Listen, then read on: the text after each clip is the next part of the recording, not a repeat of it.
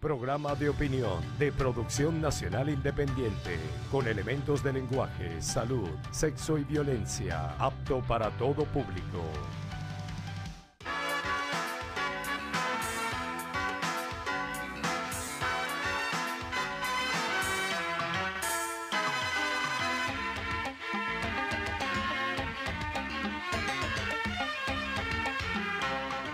Amigas y amigos, me encuentro en el Salón Simón Bolívar de Miraflores con el presidente de la República Bolivariana de Venezuela, Nicolás Maduro.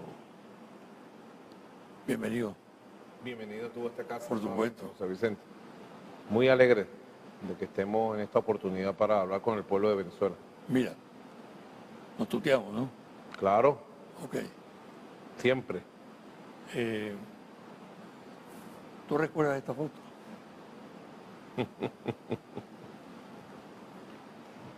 Claro. Esta foto fue en el año 82. Yo tengo más o menos una buena memoria que he cultivado. La conservas, Esto ¿no? era el inicio de las caminatas de la campaña electoral en Caracas del candidato presidencial José Vicente Rangel. Tremenda pinta, José Vicente. Yo lo recuerdo perfectamente. Aquí está David Nieves. Y el pelúo este que está aquí, La tumusa esa que tiene. ese era yo y sigo siendo yo. Año 82. Ahí estaba hace 35 años, ¿no? Era una época de búsqueda, de esperanza, Sí. ¿no? Yo me acuerdo la canción que Ali Primera te compuso para la campaña, que ahora es famosa otra vez. Él arregló la canción Yo no me quedo en la casa, pues al combate me voy, y le puso un estribillo donde incorporaba el nombre de José Vicente Rangel. Yo me acuerdo que esto fue del norte de la ciudad aquí, en Lídice. Empezamos en la avenida Baral y terminamos en la avenida Sucre ya. Fueron 4 horas de caminata. Yo siempre le cuento a Silvia que las condiciones físicas del candidato presidencial José Vicente Rangel era extraordinaria, porque nos metíamos barrio adentro. Yo me acuerdo que tú te ponías como una rama verde que tomabas de algún árbol, te la colocabas aquí. Eso lo aprendí en el mercado de Carupa, ¿no? ¿Tú te acuerdas de eso? Sí. Y ibas puerta a puerta. El pueblo, yo me acuerdo clarito, porque el pueblo te manifestaba gran aprecio y gran cariño, Pero no votaba. pero no votaba. O de repente votaba, pero el sistema fraudulento siempre cortaba. En todo caso, sembró sus votos para después. Sí, correcto. Pero era un gran esfuerzo. Pudiéramos decir que todo este esfuerzo de creación de conciencia de esta época luego fructificó una década después, año 82. José Vicente, qué buen recuerdo. Gracias. Años de búsquedas. Y de construcción, de siembra. Mira. Años de la siembra. ¿Cuántos se quedaron en el camino? Mucha gente. Mucha gente se quedó por cansancio. Otros se quedaron porque se pasaron para las filas de los enemigos del pueblo. Y otros se quedaron porque dejaron su vida, ¿no? En ese segundo aspecto que tú señalas, es muy importante invocar la lealtad en la política. Claro. La lealtad a los principios. Exacto. La lealtad a los principios, con la lealtad a los principios, a los valores, uno puede transitar cualquier camino. Uno puede transitar cualquier dificultad. Uno puede transitar los dolores más grandes, pero con la lealtad a los principios siempre uno sale adelante, sale con fuerza.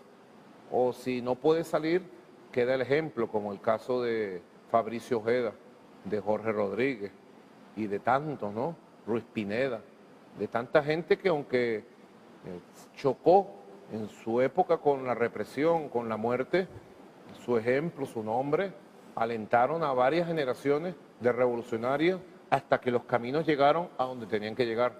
En el caso venezolano, hasta que los caminos llegaron a la revolución bolivariana, al renacer del comandante Chávez. Y la lealtad es un valor que hoy en día adquiere mayor valor.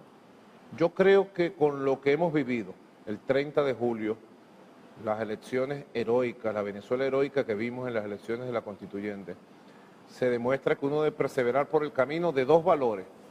la lealtad y el amor. La lealtad a un proyecto, a una historia, la lealtad a un pueblo, la lealtad a un liderazgo, el del comandante Chávez. Y el amor a los valores más grandes de la familia, de la comunidad, a los valores de la patria, el amor al derecho al futuro que tiene nuestra patria, el amor, la fuerza del amor es lo que lo puede todo. Frente al odio, frente a tanta perversidad que nos ha tocado enfrentar, la fuerza de la lealtad suprema, absoluta, y la fuerza del amor han sido las dos así como un binomio que nos han llevado a la victoria del pasado 30 de julio. Desde esa época de la foto,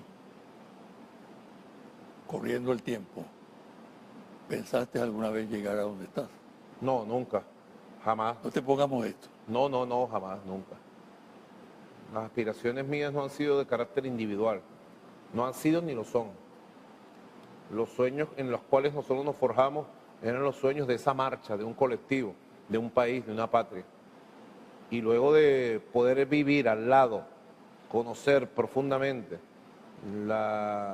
los valores que representó nuestro comandante Chávez, el proyecto bolivariano que se abrió para el país, aún más, yo estoy convencido totalmente que el proyecto del país tiene que ser un proyecto colectivo, un proyecto nacional, un proyecto de las grandes mayorías, un proyecto donde se pueda compartir un liderazgo que exprese a las bases populares, que exprese las comunidades, que exprese los estados, que exprese los distintos sectores del país. Un poco así visualicé yo la constituyente, un liderazgo nacional, un liderazgo colectivo que represente a todo un país. Eso sí, siempre con un líder central. En este caso me toca en este momento a mí, quién sabe por cuánto tiempo. Pero el líder central, si de revolución se trata, debe contar con un liderazgo colectivo, un liderazgo compartido. Trabajar con Chávez significaba un esfuerzo muy grande. Él era muy exigente. Sí. ¿Cómo era ese trato diario, permanente? Bueno, siempre fue una relación muy entrañable, ¿no? Y tuvo distintas etapas, ¿no? Desde que yo lo conocí en la cárcel de Yare, un 16 de diciembre del año 1993. Lo recuerdo perfectamente. La primera vez que hablamos personalmente. Y él me expuso el proyecto, su visión táctica, estratégica, histórica, programática, impresionante. Desde ese día tuvo distintas etapas. Cuando él salió a la calle, 26 de marzo del año 94, ahí estábamos apoyando. Fue una etapa compleja, difícil, de mucho esfuerzo, de mucho sacrificio. La gente debe saber que el movimiento bolivariano, que las fuerzas bolivarianas surgieron de un gran esfuerzo de calle, práctico, permanente, de un gran sacrificio, de un gran esfuerzo unitario, amplificador del mensaje y además inclusivo de las distintas corrientes populares revolucionarias. Luego, como presidente de la República, siempre estuvimos en comunicación permanente en todas las coyunturas. Yo me acuerdo de la coyuntura del golpe de Estado, 11 de abril, 12, 13 de abril. Ahí tú tuviste un papel muy importante, estelar, y estuvimos muy cerca de él. Pero la etapa más intensa de la relación con nuestro comandante maestro, nuestro maestro comandante, fue la etapa cuando fui canciller de la República. Claro.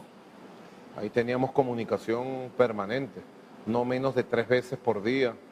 Bueno, viajamos por el mundo entero construyendo las relaciones estratégicas del nuevo mundo que ha surgido. Estábamos permanentemente, él me daba grandes tareas políticas, ¿no? Me nombró vicepresidente de política del gobierno desde el año 2008 en adelante. Y estábamos en constante comunicación. Era un hombre que atendía, como tú sabes, los detalles de cada hecho, de cada evento.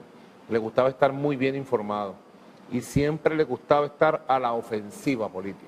No le gustaba que uno con algún error lo colocara a la defensiva, en ningún plano. Siempre le gustaba estar en el combate permanente, abriendo camino. Era una relación de aprendizaje permanente, porque Chávez era un hombre que estudiaba profundamente todos los temas. No era un improvisador, era un hombre que buscaba con equilibrio siempre las mejores respuestas a todas las opciones que uno le presentaba. Y en ese sentido, creo que aprendí la visión estratégica, la capacidad táctica de él y sobre todo aprendí a escuchar bien, a amigos, a enemigos y a extraños. Aprendí a escuchar y es uno de los elementos principales que uno debe practicar, escuchar bien para tomar las mejores decisiones. El antichavismo se ha convertido en la ideología de la ultraderecha en la región. Sí. ¿A qué atribuye esto eso? Bueno, porque el chavismo, el nuevo bolivaranismo del siglo XXI, sin lugar a dudas, desde sus surgimientos cambió la geopolítica regional, cambió el mundo político de América Latina y el Caribe e impactó en muy importantes regiones del mundo. Quiere decir que las fuerzas revolucionarias que surgieron del liderazgo del comandante Chávez lograron articular a las fuerzas progresistas de avanzada, de izquierda, revolucionarias de todo un continente y lograron convertirse en referencia a nivel mundial de los cambios posibles, de los cambios necesarios que necesitan nuestros países y que necesita la humanidad. En ese sentido, la derecha latinoamericana, muy monitoreada, muy gobernada, muy subordinada por el imperialismo norteamericano, tomó como bandera central la derrota de la revolución bolivariana hace mucho tiempo. Y las campañas antichavistas, las campañas antibolivarianas, contrabolivarianas, se convirtieron como en el eje del discurso de toda esta derecha que en algunos países ha llegado al gobierno con votación, digamos, escasa, menguada, como el caso de Argentina, que con un 30 y pico % de la votación llega un presidente a destruir esa nación, o con golpes de Estado, como el caso de Brasil, muy peligroso golpe de Estado donde la OEA y toda esa llamada comunidad internacional cayó de manera cómplice. Y toda esa derecha que ha llegado al poder político, en algunos países claves como Argentina, como Brasil, ¿no? La derecha paraguaya, bueno, está, o en Perú, está alimentada de una doctrina antichavista, antibolivariana y de mucho miedo, de mucho pavor. Casi terror sienten por la fuerza de las ideas, del ejemplo que emana de la revolución bolivariana. Es lamentable, ¿no? Nos han puesto en el centro de un debate y nosotros tenemos que estar a la altura y sobre todo, no solamente dar el ejemplo para felicidad de nuestro pueblo, sino dar el ejemplo para que las ideas de transformación social, las ideas revolucionarias del siglo XXI brillen y logren encarnar en movimientos autónomos de los países de nuestra región. Vamos a hacer una pausa, Nicolás. Y al regresar, quiero que hablemos de la realidad del poder. El poder como realidad. ¿Cómo lo asumes tú? Vamos a darle, pues. Al regreso. Así es.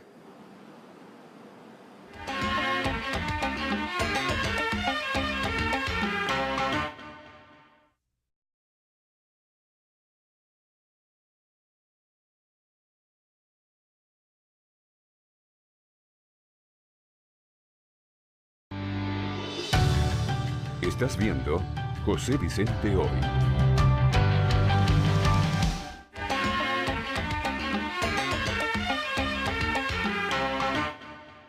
Nicolás, el poder no es una abstracción, es una realidad concreta. ¿Cómo lo asumiste tú desde el primer momento? ¿Y cómo sigue asumiendo planificadamente, con improvisaciones? ¿De qué manera hace el trabajo cotidiano? Es una pregunta muy interesante, pudiéramos decir, ¿no? Porque el poder sirve para beneficiar a alguien o a algunos intereses. El poder político, si hablamos. En este caso, el poder central de un país, el poder de un jefe de Estado, de un jefe de gobierno, de un presidente, de un comandante en jefe de la Fuerza Armada. Si hablamos de ese poder, bueno, ese poder sirve para poder beneficiar o no a grupos sociales, a un país entero. ¿A quién sirvió el poder político en Venezuela? ¿Cómo se ejerció el poder político en Venezuela? Eso sería muy importante siempre revisarlo. A lo largo de la historia. Durante un siglo, Sí. desde Juan Vicente Gómez, que impuso una dictadura atroz en Venezuela, hasta el pacto de Punto Fijo, los gobiernos sucesivos de Acción Democrática Europea, cómo se ejerció el poder desde el punto de vista ético, desde el punto de vista político. Sin lugar a dudas, el poder se ejerció para el beneficio de grupos transnacionales, ¿no? Para el saqueo de los recursos naturales del país. El poder se ejerció para el beneficio de grupos económicos y políticos que se enclaustraban alrededor de proyectos, de ministerios, de regiones, ¿no? El surgimiento aquello, recuerda tú la denuncia de Américo Martín en los años 70, una de las denuncias más poderosas que asumió Sí. el liderazgo político de la izquierda, de los 12 apóstoles, y de cómo se repartieron un país todas sus riquezas, ¿no? Ahora, ¿cómo, tú me preguntas a mí, cómo vivo el poder? Yo vivo el poder como un ejercicio de servicio a la nación, como un ejercicio de servicio a un pueblo. Soy un presidente independiente, eso es muy importante. Independiente, me preguntarán de qué. El ejercicio del poder puede ser austero o concupiscente. Correcto. ¿No? Ahora, un presidente independiente, la gente se preguntará, ¿un presidente independiente? Sí, independiente porque no tengo grupos económicos, ni sirvo grupos económicos. No tengo grupos políticos, ni sirvo grupos políticos. No sirvo embajadas o factores de poder extraños. En Venezuela, la embajada de Estados Unidos, con una llamada a la Secretaría del Palacio de Miraflores o con una llamada a un ministro, imponía una decisión de cualquier tipo o sentido en este país.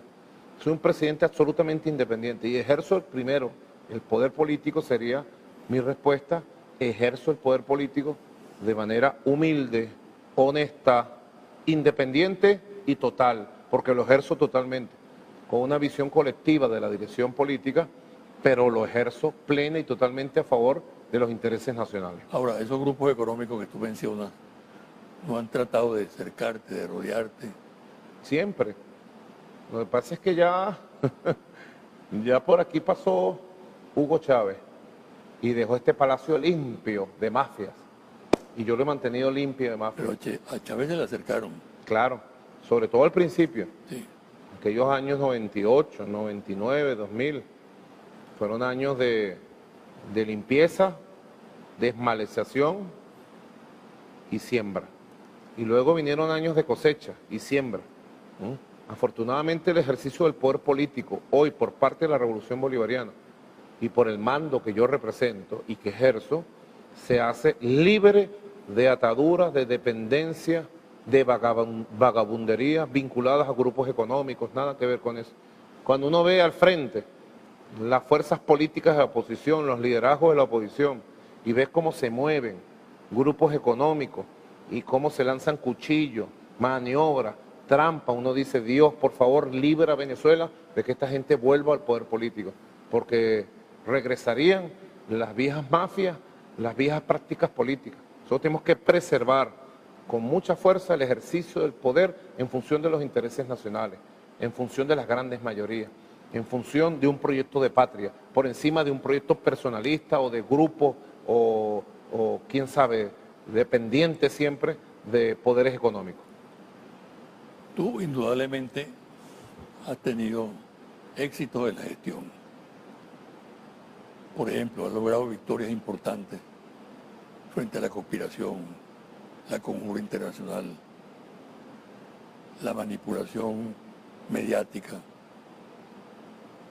Has tenido éxito y logros indiscutibles.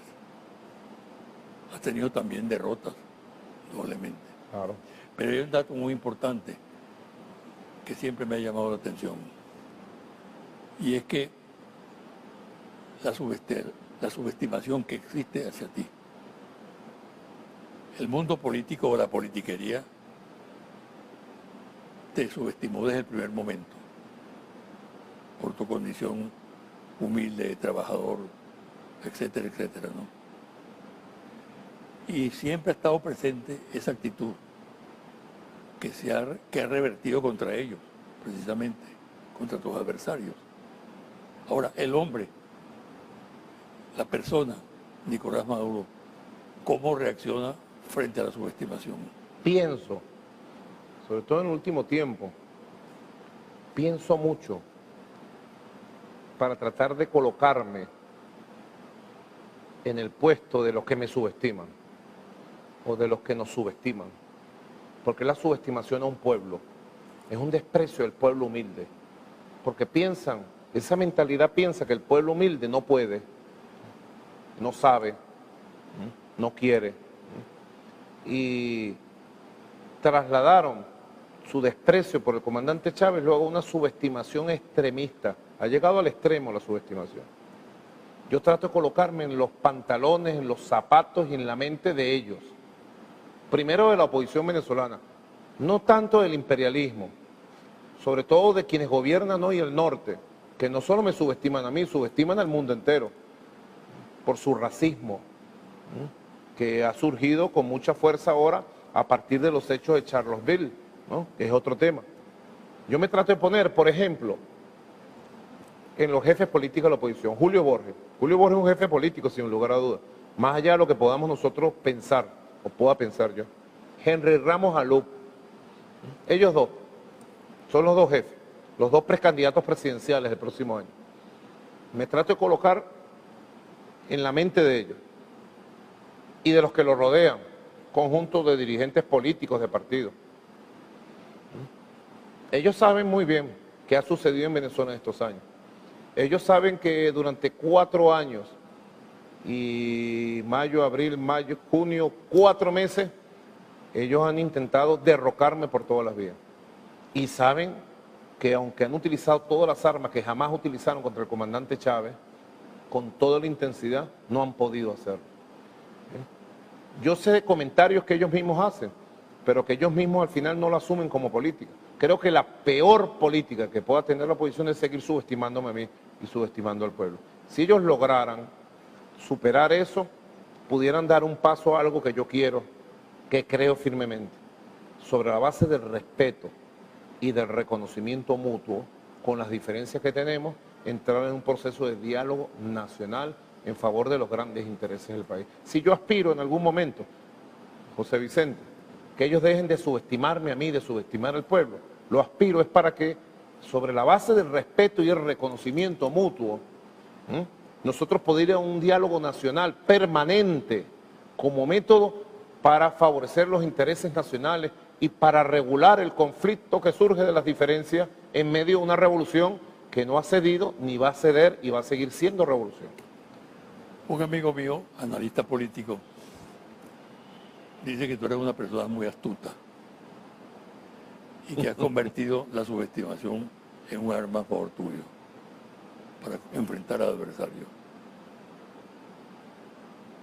Es una cosa deliberada, calculada. No es así. Nosotros actuamos con autenticidad y siempre confiamos en la intuición y la inteligencia de lo que consideramos mejor para el país. Y por esa vía actuamos. Creo que cuando se trata de hacer una revolución histórica, como la que estamos haciendo en Venezuela y continuaremos haciendo, se tiene que actuar apegado a los principios de la honestidad, apegado al principio de humildad máxima y apegado al principio de los grandes intereses nacionales. Si alguien revisara estos elementos que parecen simples, José Vicente, ahí viene la subestimación. Nosotros actuamos sobre lo sencillo, sobre lo simple de lo que debe ser la vida, para tratar de darle a un elemento tan complejo como la política, como el Estado, como la revolución, cauces que puedan ser caminados por todos los venezolanos. Por eso nosotros actuamos con autenticidad y por esa vía nosotros quizás hayamos practicado una política que haya entrampado a los enemigos del proceso revolucionario, porque han confundido la sencillez y la simplicidad de nuestra forma de actuar como atraso, como, quién sabe, como ellos llaman, brutalidad. ¿Sabes que ahí me llaman ellos maburro? Al pueblo no le gusta, ni a Silvia le gusta que yo diga estas cosas, pero ellos repiten, maburro. permanentemente. Bueno, que sigan creyendo, ¿no? Que sigan creyendo ellos, que se sigan creyendo superiores a nosotros. Mientras tanto nosotros sigamos actuando con humildad, con sencillez, con simplicidad y con mucha contundencia cuando vayamos a actuar. Mira, tú dices que una de las virtudes de este proceso y de este gobierno, por supuesto, es la lucha contra la corrupción. Sin embargo, tus adversarios dicen que el gobierno más corrupto de la historia política del país es este gobierno. No aporta pruebas, pero de todas maneras corre la especie. ¿Qué respuesta tienes tú? Mira, la gente sabe de nuestra honestidad. Sin lugar a dudas, la corrupción es una plaga que ha atacado durante mucho tiempo un país muy rico, Venezuela. Y es una plaga muy vinculada a la burocratización, a la burocracia, que nosotros estamos combatiendo. Desafortunadamente, José Vicente, te lo tengo que decir, y se lo dije aquí, en el despacho, la última vez que tuve la oportunidad de hablar con la señora ex fiscal general de la República. Desafortunadamente, durante estos 4 años que tengo de presidente, nunca, jamás conté con el apoyo de la Fiscalía General de la República para el combate contra la corrupción. Al contrario, fíjate la sorpresa, uno de los casos que yo le refería a ella en la conversación, menos mal que tengo testigos de esa conversación, fue uno de los casos de la corrupción en algunas empresas vinculadas a la faja petrolífera del Orinoco, donde nuestros cuerpos de inteligencia, la Policía Nacional Anticorrupción, hizo la investigación, determinó las pruebas, determinó los culpables. Y cuando informamos a la Fiscalía General, ¿qué hizo la Fiscalía? Ahora ya lo sabemos. Le avisó a los corruptos, se fueron del país, les cobró millones de dólares, con las cuales abrieron cuentas en el exterior. Ahí están las pruebas en original de los bancos en islas, de paraísos fiscales del Caribe, donde el propio esposo de la fiscal general, ex fiscal general, era el encargado de una red de extorsión. Ahora es que yo compruebo o descubro en toda su magnitud, tengo que ser sincero, descubro en toda su magnitud lo que era una red que protegía la corrupción, una red de extorsión que nos costó mucho, en combates clave. Fíjate que esa investigación, para que lo sepa, del entramado de corruptelas alrededor de algunos proyectos de la faja petrolífera del Orinoco, la ordené yo personalmente, la dirigí yo personalmente. Y tremenda frustración cuando se dan las órdenes para la captura de estas personas y las personas se fueron del país. Y luego ahora descubrimos por qué se fueron del país. La Fiscalía era las personas encargadas de hacer la investigación, de hacer las respectivas órdenes de captura, pero eran también las que extorsionaban y protegían a estos sectores de la corrupción. Hay mucho que hacer todavía, José Vicente. Quizás es una de las cuentas pendientes que tenemos. Desde el punto de vista no solo punitivo, judicial. Yo aspiro que la Asamblea Nacional Constituyente, con todo el poder que tiene, verdaderamente le dé un empuje y me dé un apoyo especial para la lucha contra la corrupción. Es una cuenta pendiente que tenemos. No solo desde el punto de vista punitivo, también desde el punto de vista educativo, moral, cultural. Tenemos que seguir insistiendo en construir una sociedad de hombres y mujeres con valores de respeto, de honestidad, de práctica transparente en el manejo de la vida pública, de la cosa pública. Es una gran batalla.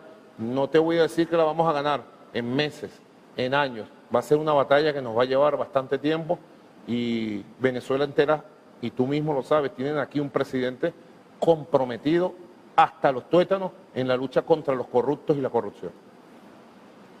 En las encuestas que se hacen sistemáticamente, hablo de las encuestas serias, colocan 2 temas en el primer plano, ¿no? Uno, el tema económico, y otro, el tema de la inseguridad. En el tema económico, yo no quiero extenderme en esta entrevista, porque esta es una entrevista esencialmente política, ¿no? Lo cual no significa que no sea política la economía, pero hay otros espacios y otros momentos para abordar a fondo el tema, ¿no? Pero sí te quería decir lo siguiente. Es preocupante que un proceso revolucionario como el que estamos viviendo haya logrado éxitos extraordinarios que trascienden el escenario nacional, reconocidos incluso universalmente. Todo cuando se refiere, por ejemplo, con la política de vivienda, que es ejemplar, con temas como la salud, la educación universitaria, la cultura en general. No existe en el mundo, entre la gente seria y responsable, duda acerca de que son logros de esta revolución y que en otro contexto no se pudieran haber alcanzado. Sin embargo, en el tema económico tenemos problemas. No estamos a la misma altura. Indudablemente que estamos afrontando una guerra económica, indudablemente que estamos al efecto de la caída de los precios del petróleo, pero indudablemente que no es equiparable los logros sociales, culturales, educacionales, de salud, alcanzados por la revolución, con lo que pasa en materia económica. Correcto. Los tiempos económicos siempre son más lentos en cuanto a las transformaciones y los logros. A mí me ha tocado vivir el tiempo de las dificultades. El tiempo más duro que quizás se haya vivido, sin lugar a dudas, en tiempos de revolución, pero el tiempo más duro en 100 años. Porque en 100 años hubo un proceso de expansión del ingreso petrolero que tuvo pequeños periodos de caída, pero que fue sostenido.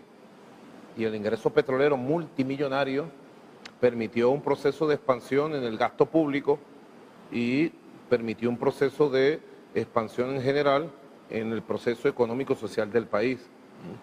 Eso fue sostenido durante 100 años.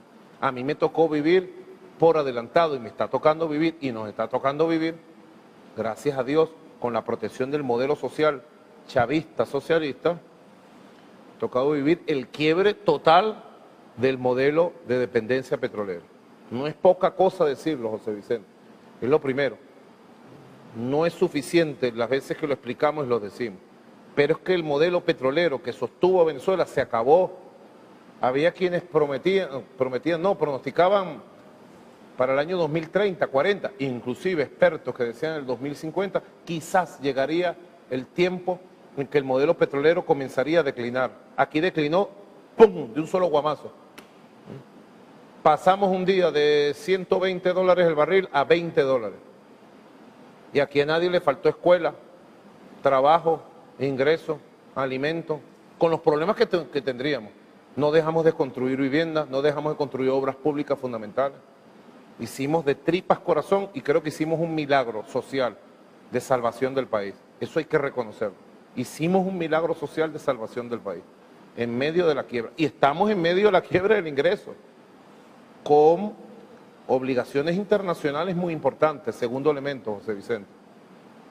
Nosotros hemos pagado más de 65.000 millones de dólares en 24 meses, sin poner excusa, sin falta, puntual. Quiere decir que en medio de la caída de los precios petroleros, del quiebre del modelo petrolero, hemos hecho un milagro social y hemos hecho un milagro financiero. También. Esas son cosas que Venezuela debe conocer, debe valorar. En tercer lugar, en medio de una guerra económica que ha basado su perversidad en golpear los elementos débiles del proceso venezolano. Venezuela hasta hace muy poco importaba el 70% de todos los productos del consumo nacional. Golpearon los procesos importadores, comenzaron a acaparar y a contrabandear los productos en un proceso de 3, 4 años. Y ahora estamos enfrentando un sistema demoníaco, pudiéramos decir bochornoso, de fijación falsa desde el exterior de un dólar criminal, de un dólar de guerra, y el dólar de guerra lo han convertido en el elemento principal para atacar los precios del pueblo. Esa batalla, te lo podría decir como dice un amigo nuestro, pido su autorización, Walter Martínez, esa batalla está en pleno desarrollo. Lo que yo sí te podría decir, para concluirte esta idea, que habiendo enfrentado estos tres demonios, el quiebre del sistema de dependencia petrolera, la guerra financiera internacional y la guerra económica interna, comercial y de inflación inducida, habiendo enfrentado esos tres demonios, y tenemos un pueblo protegido por un sistema social que va a ser soporte de la recuperación económica. Venezuela se va a recuperar y va a superar en tiempos económicos ostensibles, va a superar la situación que estamos enfrentando por razón de la situación más difícil que haya vivido en 100 años un presidente de la República de Venezuela. Exacto, pero fíjate tú, se piensa en este momento que existe una gran expectativa en el país, en parte impulsada por los éxitos políticos que ha tenido el gobierno, por la victoria del 30 de julio, por la constituyente funcionando con mucha eficacia y con mucha rapidez. Entonces, la gente está esperando medidas económicas. Yo aspiro a que tú me des una primicia en este programa, ¿no? Pero indudablemente que la gente aspira a que haya que se abra la puerta hacia las salidas del tema económico, colocado asumido racionalmente, ¿no? Porque no es que vamos a pasar de la precariedad de este momento a la abundancia y a una situación mucho mejor, pero sí que se empiecen a percibir cambios importantes a base de medidas que adopte el Ejecutivo, ahora con el apoyo de la Constituyente, ¿no? Correcto. Lo que hay que estar muy claro es que estamos con la estrategia y la política correcta. Los 15 motores de la agenda económica bolivariana es la estrategia correcta de la independencia económica, del desarrollo y la potencialidad que tiene Venezuela, para liberarnos del petróleo. Es la cosa más importante que estamos haciendo. El desarrollo de los 15 motores, de todos los motores, del motor industrial, del motor agroalimentario, del motor petroquímico, del motor turístico, del motor de la economía comunal socialista, del motor de la industria pesada, etc. Los 15 motores, es la estrategia. Y ahí nosotros, mira, tenemos que mantener la perseverancia casi obsesiva de mantener el ritmo del desarrollo de todo el complejo de relaciones que implica los 15 motores. En segundo lugar, un elemento muy importante, cuidar la generación y la estabilidad del empleo, cuidar el ingreso de los trabajadores y controlar quizás el elemento hoy por hoy más importante y más difícil, porque no depende de factores de la economía real, no depende de factores nacionales, que es controlar la inflación criminal e inducida que han disparado a través de un dólar criminal generado desde Miami. Y te lo digo porque es el más difícil, porque no es un factor de la economía real. Saben los economistas, los expertos, sabe nuestro pueblo, que la fijación de ese dólar criminal depende de una decisión política de los que conspiran desde Miami. Sabe nuestro pueblo que los comerciantes inescrupulosos que adoptan ese dólar criminal no lo hacen a razón del costo de los productos que venden, lo saben perfectamente nuestro pueblo. Nosotros, por ejemplo, atendemos, José Vicente, 6 millones de hogares con los CLAP. A veces los atendemos muy bien, a veces los atendemos más o menos. Estamos en una fase de consolidación. Hay que verle la cara a José Vicente, que es atender en su casa 6 millones de hogares. Y yo te puedo decir que entre uno de los servicios que damos, la caja CLAP, la vendemos máximo a 15.000 bolívares. ¿Por qué si lo podemos hacer nosotros, sin tener pérdida? Y dotar a la familia de 20 productos, 24 productos del consumo más importante. ¿Por qué si lo podemos hacer nosotros? Atendiendo a la producción nacional, atendiendo a la importación de algunos de estos bienes y colocarlo en el hogar a un precio como el que te estoy diciendo, 12, 15.000 bolívares de acuerdo al tamaño y la cantidad de productos. ¿Y por qué un solo producto que nosotros le llevamos a la familia venezolana, estos comerciantes inescrupulosos lo colocan al precio de toda la caja CLAP? ¿Cuánto cuesta una caja de huevos? Un cartón de 24. Cuesta más que una caja de clap. ¿Cuánto cuesta producirlo? El 20% del precio que le están poniendo en la calle. Es un combate. Yo llamo al pueblo. Un solo palo no hace montañas, digo yo. Un solo Maduro no controla la inflación. Necesitamos, y en ese sentido, si te puedo decir, aunque no te voy a dar los detalles, los secretos, si te puedo decir que una comisión especial de la Constituyente está trabajando directamente conmigo, con el equipo económico y con sectores del empresariado, y la próxima semana, esta semana que empieza mañana, se van a dar a conocer un conjunto de acciones para que se respete el precio máximo de los productos y para un conjunto de acciones de justicia, digamos, muy severa, que van a sacudir la sociedad. Tú sabes que cuando yo emprendo acciones de este tipo, a mí no me tiembla el pulso, porque no dependo de nadie, ¿no? Solamente te diría hasta allí. Tenemos que vencer el dólar criminal. Y pido el apoyo de toda Venezuela. Tiene que ver con el dólar también. Claro. Tenemos que vencer un dólar criminal. Fíjate tú, los días antes de la constituyente, el dólar criminal, así lo llamo yo, el dólar criminal. Bueno, lo dispararon a lo loco. ¿Qué razón, qué lógica económica, monetaria, financiera tenía eso? Ninguna. Tenía una lógica política: destruir el país. Era el dólar guarimbero. Luego del triunfo de la constituyente, como que les dio un ratón, una locura. Les entró, ¿cómo se llama? Un yello. Un yello. Una especie de complejo de derrota. Y en la primera semana después de electa la constituyente lo dispararon al doble el dólar criminal. Yo pido la ayuda, el apoyo, y el que no apoye caerá la ley de todos los sectores económicos. Yo puedo demostrarle, producto por producto, a cada comerciante de este país, cómo se apoyan en un dólar criminal para hacerle daño a su propia sociedad, para hacerle daño a la propia economía. Y eso se va a acabar.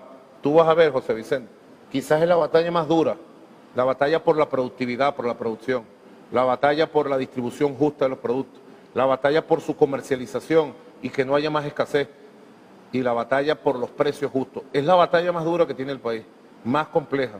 Yo estoy al frente de esa batalla y estoy seguro que más temprano que tarde vamos a estabilizar y a recuperar la economía en esos aspectos. Vamos a hacer una pausa y al regresar aprovechemos para hablar de la constituyente. Sí va. Que es la gran figura, la gran criatura que surge en este momento. Sí va.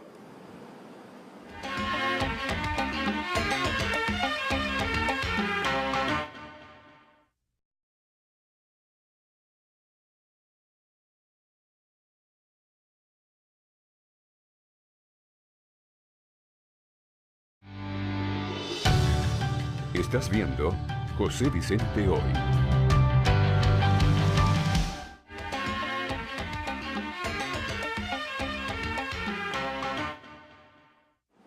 Nicolás, la idea de convocar la constituyente fue un golpe de audacia, de intuición tuya, o fue simplemente una parada que tiraste. Fue una... ¿O estaba planificado? Una necesidad primero. Primero fue una necesidad. No teníamos otra opción. Y fue algo muy bien pensado durante bastante tiempo. Bien pensado. Porque es una de las posibilidades que tenía abierta nuestra Constitución, que dejó vivo el poder constituyente originario. Es una de las cosas que no pueden entender en Chile, por ejemplo, que el poder constituyente originario esté vivo y pueda ser convocado en Venezuela en cualquier momento. Ellos tienen la Constitución de Pinochet, lamentablemente. Más temprano que tarde, como diría Allende, el pueblo chileno andará por las grandes alamedas de una constituyente. Estoy seguro de eso. No lo pueden entender en una sociedad cerrada como las élites de los Estados Unidos, Washington, que tiene una constitución de 230 años. No lo van a entender, ni lo quieren entender. La oligarquía colombiana. La oligarquía colombiana, que hizo por presión popular en el año 90, 91 una constituyente, y después la maniató, la manipuló. Pero bueno. El argumento que utilizan ellos incluso es absurdo desde todo punto de vista, que no es constitucional, que no se ajusta a la Constitución de Venezuela. Todo lo contrario, es una decisión absolutamente constitucional. Primero, ellos no tienen que opinar sobre la situación interna. Exacto, bueno, Sí. pero Entonces, dándoles el beneficio claro, de que se metan en los asuntos internos del país, porque esa es su característica, es una medida absoluta y totalmente constitucional. así ¿no? es. Ellos, fíjense ustedes, lo que ha sido la opinión de la oligarquía latinoamericana, de la derecha latinoamericana, de decir una expresión verdaderamente insolente e indignante. No reconocemos la constituyente venezolana, pero ¿quiénes son ellos para reconocerlo? Así es.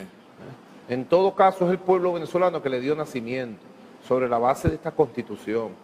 Si alguien tuviera la molestia, se tomara la molestia de estudiar nuestra constitución, los artículos 347, 348, 349, vería cómo el poder constituyente está vivo, el poder constituyente originario ha sido activado. Así es. Yo lo pensé muy bien, José Vicente, que es tu pregunta.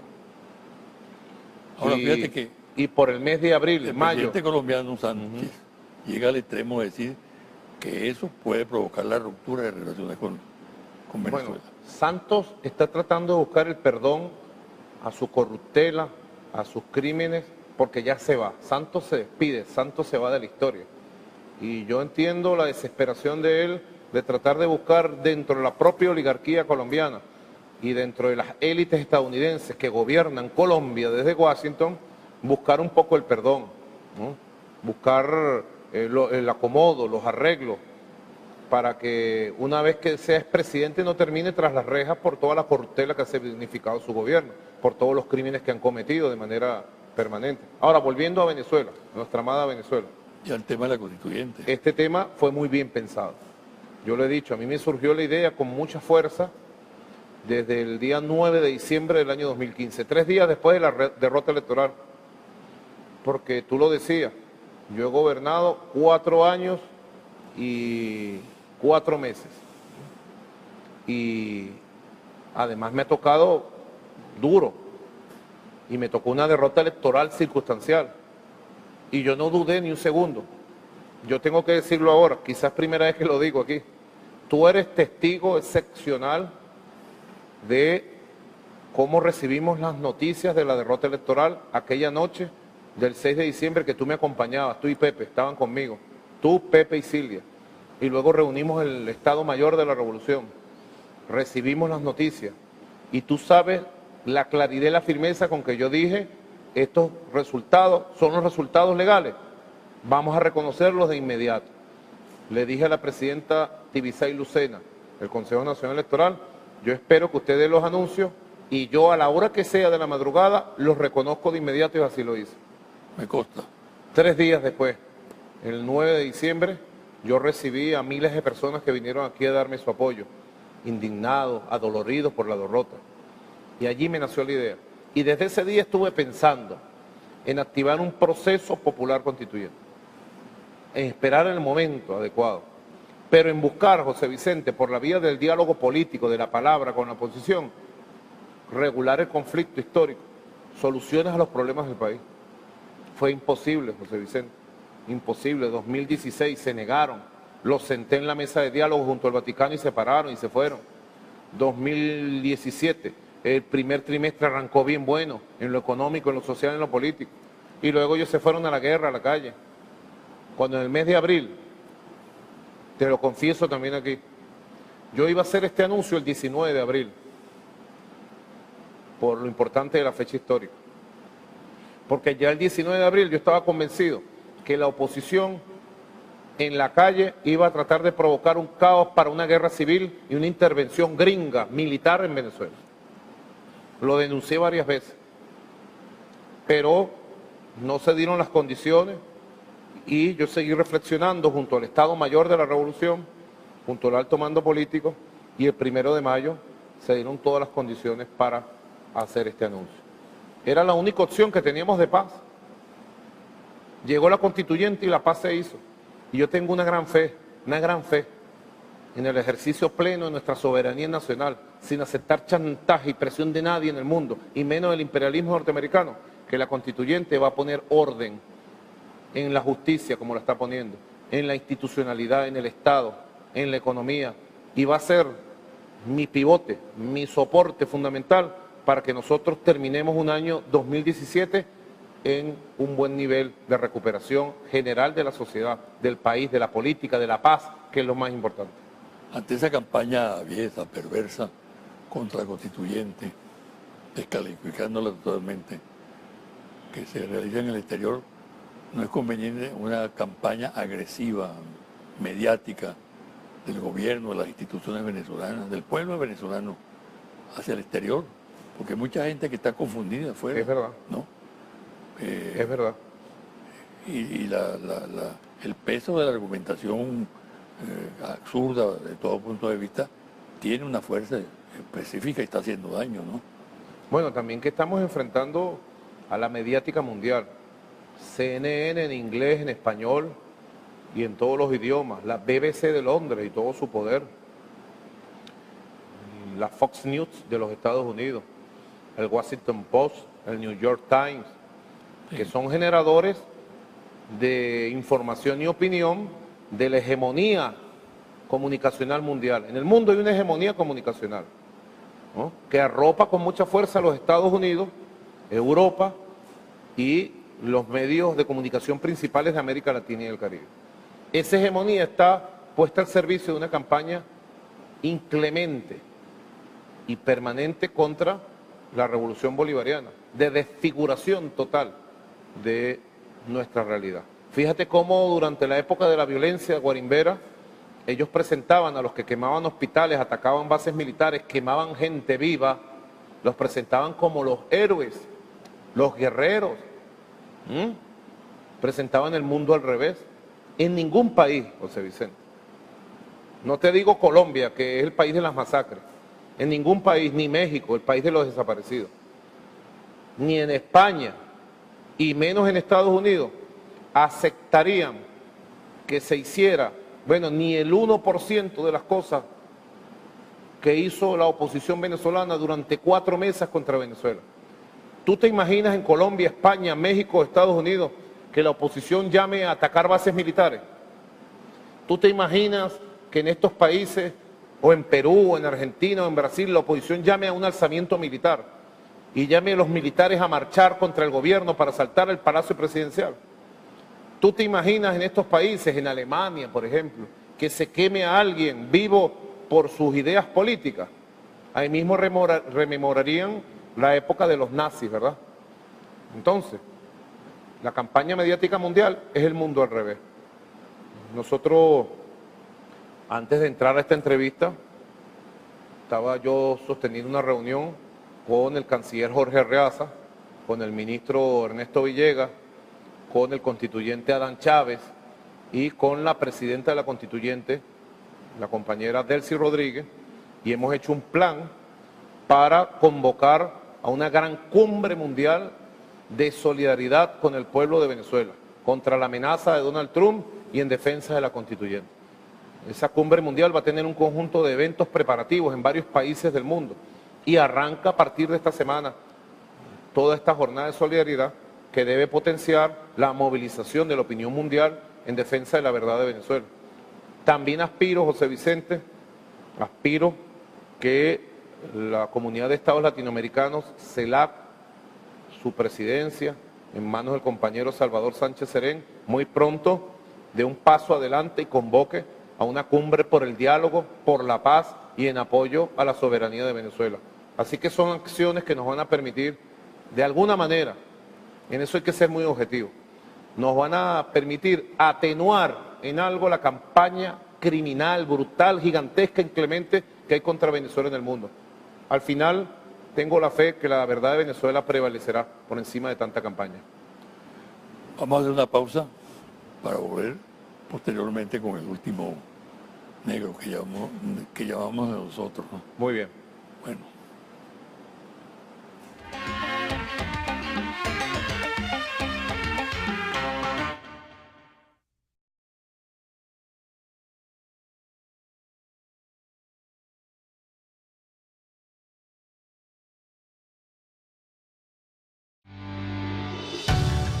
Estás viendo José Vicente Hoy.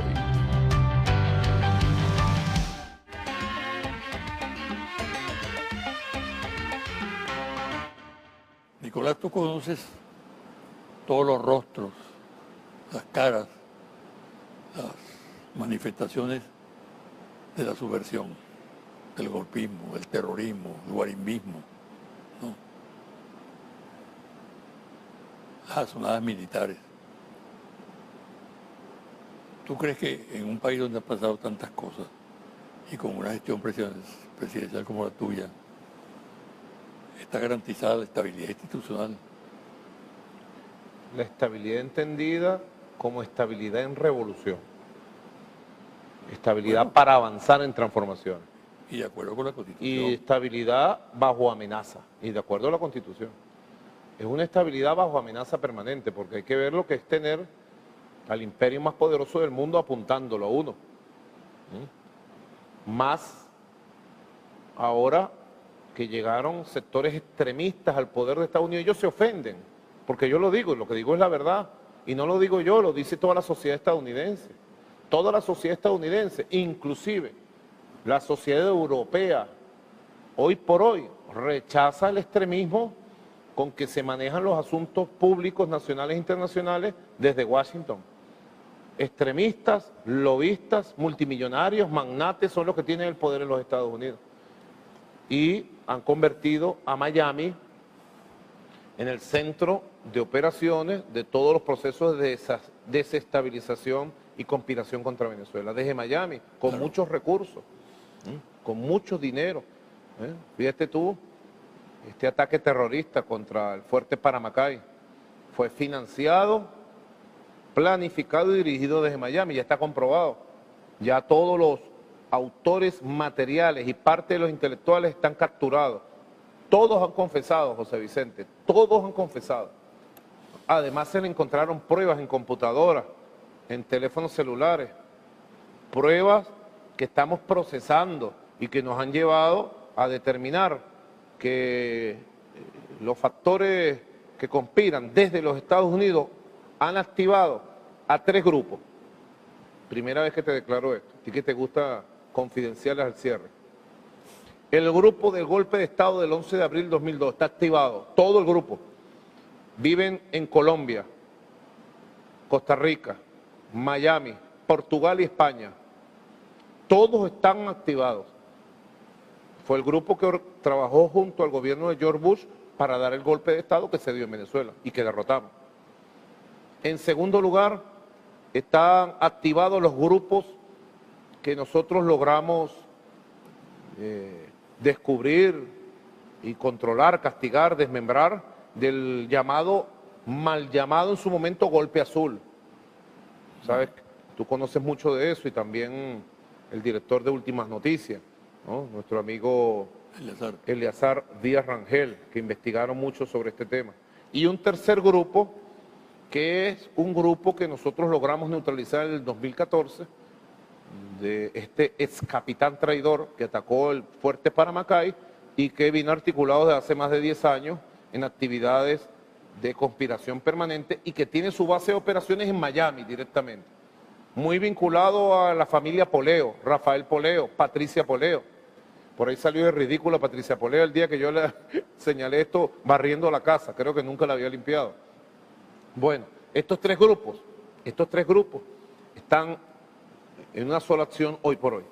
A los 3 grupos los tenemos vigilados, controlados, neutralizados, pero es mucho el dinero que se ha metido, José Vicente. Es mucho el dinero que se ha metido. Por eso te hablo de una estabilidad dinámica, estabilidad en revolución, estabilidad bajo amenaza, pero que con el favor de Dios, con el favor de nuestra democracia y nuestra Constitución, nosotros sortearemos todas las amenazas, todas las emboscadas. Ya Venezuela entra en un clima electoral nuevamente, José Vicente, tú lo sabes.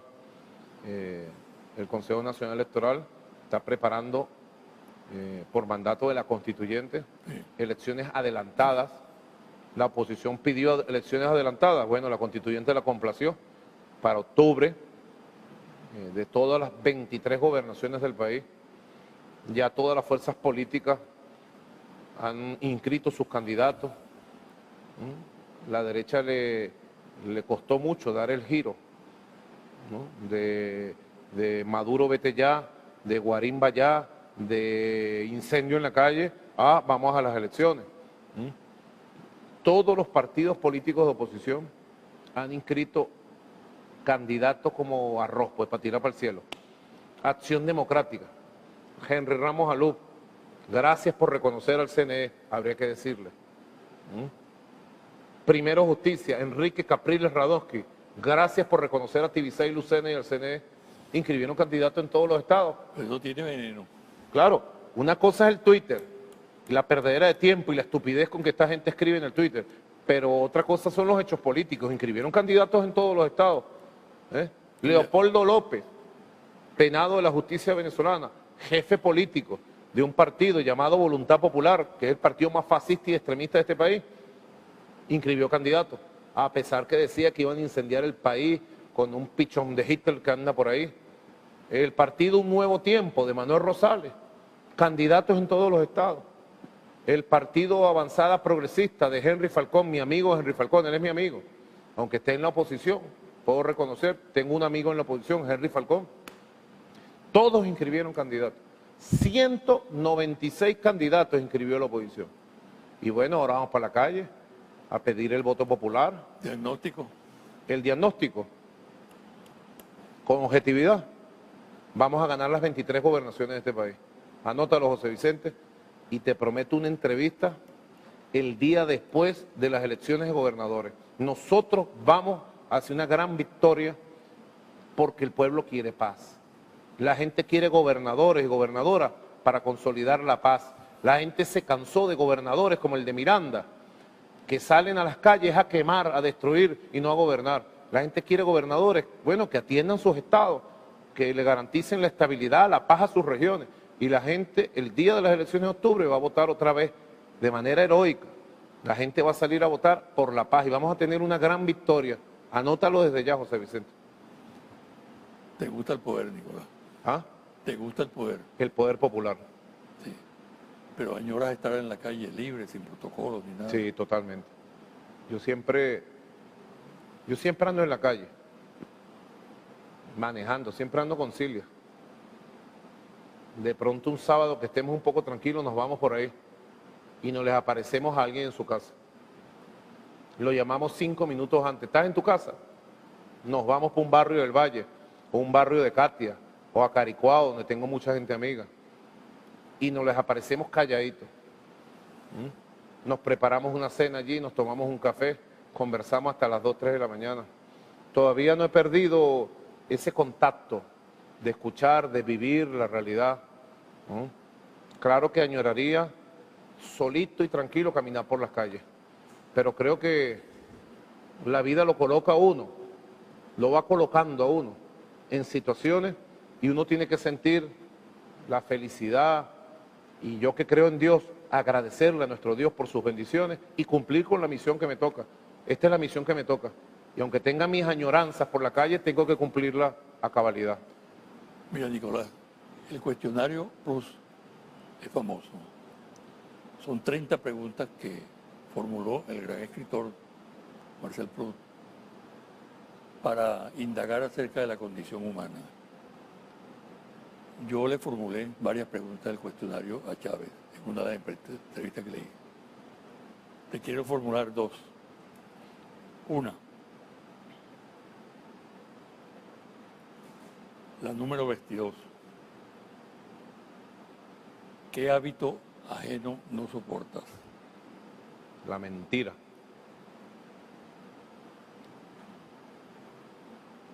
La número 28. ¿Cuál es el estado más típico de tu ánimo? El estado más típico es el humor burlista. Soy muy caraqueño en eso. Amador de gallo. Mamador de gallo. Y inclusive en un tiempo se convirtió en un defecto, porque a veces a los caraqueños se nos pasa la mano cuando se trata de descubrir cosas características de la gente, ¿no? He ido aprendiendo a regular el humor burlístico, pero bueno, es el estado natural. las 24 horas del día, de que me levanto hasta que me acuesto, siento el deseo de la alegría y el humor burlístico. No te deprimes. No conozco qué es eso. De verdad, desde muy joven pienso que las dificultades, los reveses, los problemas son retos, son pruebas de la vida. Eres antiparabólico. No tanto como antiparabólico. Lo que yo sí creo mucho en Dios, y creo que si uno está aquí está por un destino, marcado por una misión, y esa misión todos tenemos que cumplirla. El tiempo que mi misión era manejar un autobús, esa era mi misión. Ahora se trata de llevar el volante de una patria, esa es mi misión, y debemos cumplirla, con reveses, con obstáculos, con dificultades, llevar con equilibrio las cargas que nos tocan llevar. Un mensaje no convencional y breve a la audiencia. Asumamos el espíritu constituyente de este Mira la tiempo. cámara.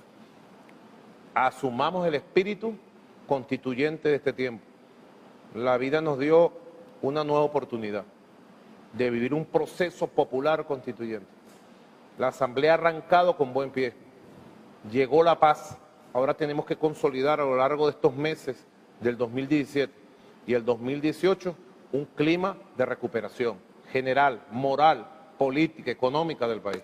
En el espíritu constituyente. ¿Qué es el espíritu constituyente? El espíritu del renacer del bolivarianismo, del renacer del encuentro nacional. Ojalá más temprano que tarde, José Vicente, podamos ver con el apoyo de la comunidad internacional, de la CELAC, podamos ver la instalación de un sistema de diálogo político permanente con la oposición, con todas las fuerzas políticas sociales del país, y por la vía del diálogo, de la palabra, del entendimiento, nosotros podamos consolidar no solo el 2017, sino los años por venir como años de paz. Es lo más importante, años de paz. El espíritu constituyente para lograr la paz y la recuperación del país. ¿Qué te pareció? Estuvo bien. Gracias, Muchas José gracias. Vicente. Gracias Mucha a ti. suerte, ¿sabes? Que Dios te bendiga. Gracias. Despido el programa hasta el próximo domingo. Muchas gracias.